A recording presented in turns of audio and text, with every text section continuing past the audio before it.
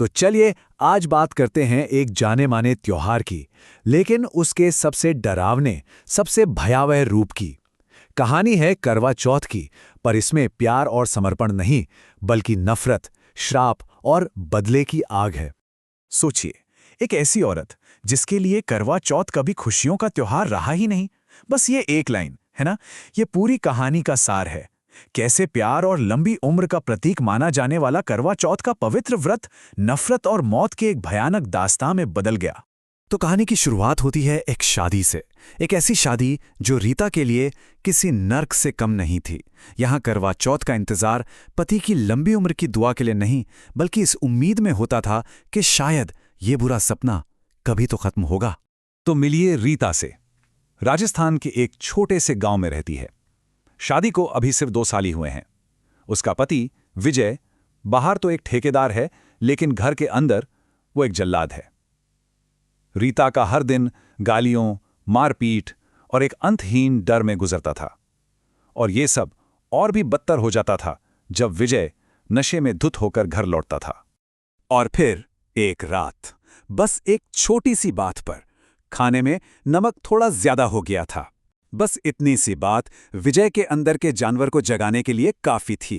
वो सिर्फ चीखा नहीं, उसने पास पड़ा एक ग्लास उठाया और सीधा रीता के सिर पर दे मारा। खून बहने लगा, लेकिन वो फिर भी नहीं रुका। जान से मारने की धमकियां देने लगा।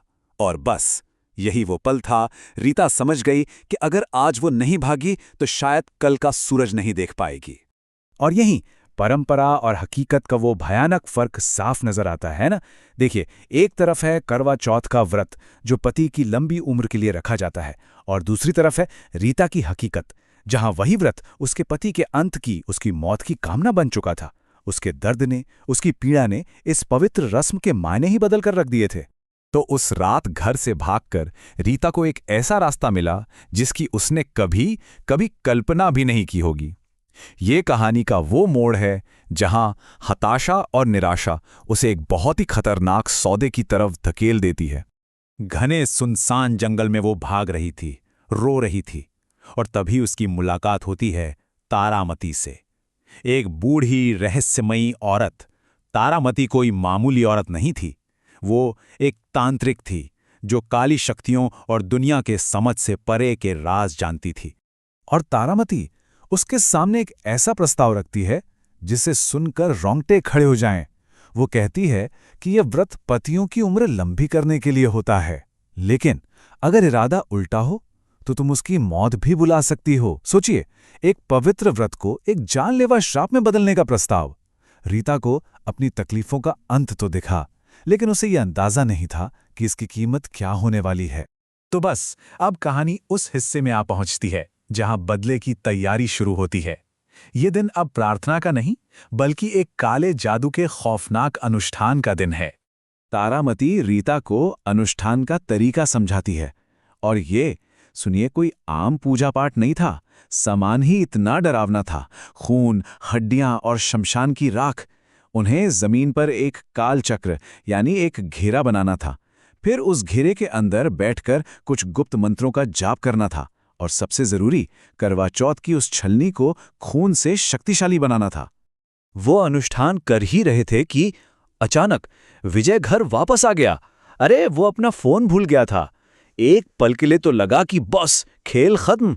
उसने वो कालचक्र और तारामती को देख भी लिया, लेकिन रीता ने बड़ी चालाकी से झूठ बोल दिया कि ये पूजा तो उसी की लंबी उम्र के लिए हो रही है, और विजय ने यकीन भी कर लिया और वहां से चला गया। तो सवाल यह है कि ये सब हो किस लिए रहा था? ये अनुष्ठान था रक्त बेताल को बुलाने के लिए। तारामती ने वादा किया था कि रक्त बेताल एक ऐसी अलौकिक शक्ति है जो अब रीता के काबू में होगी, उसका हर हुक्म मानेगी और विजय के जुल्मों से उसे हमेशा हमेशा के लिए आजाद कर देगी। और अब कहानी अपने सबसे खौफनाक मोड़ पर आती है। वो पल जब श्राप अपना असर दिखाना शुरू करता है और सब कुछ बहुत बहुत भयानक हो जाता है। रात हुई, चांद निकला और रीता ने उस खून से सींची हुई छलनी से विजय का चेहरा देखा। और बस जैसे ही उसकी नजर विजय पर पड़ी, रक्त बेताल ने पलक झपकते ही उसके शरीर पर कब्जा कर लिया। श्राप काम कर गया था।